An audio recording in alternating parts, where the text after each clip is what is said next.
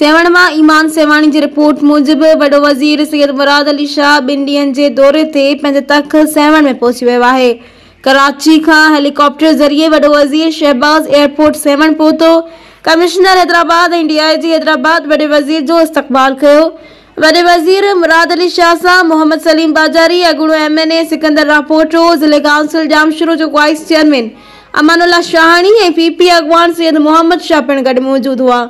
वॾो वज़ीर मुराद अली शाह मानायूं में शमन रापोटो सां भाइटिए जी लाॾाणे ते ताज़ियत कई।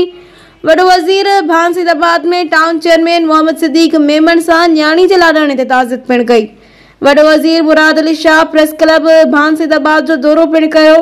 वॾो वज़ीर सीनियर सहाफ़ी आदम मेंगल सां भेण जे लाॾाणे ते ताज़ियत कई ऐं UC बूबक जे चेयरमैन मखदूम ज़मीर हुसैन जी दावत में पिणु शिरकत कई।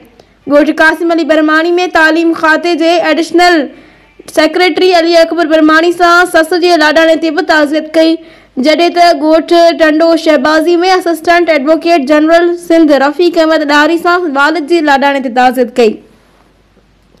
वॾे वज़ीर पंहिंजी रिहाइशगाह वाहड़ में क़याम कंदो, जंहिं बाद आचर ॾींहुं सुबुह जे वाहड़ में ताक़ जी अवाम सां मुलाक़ातूं पिणु कंदो।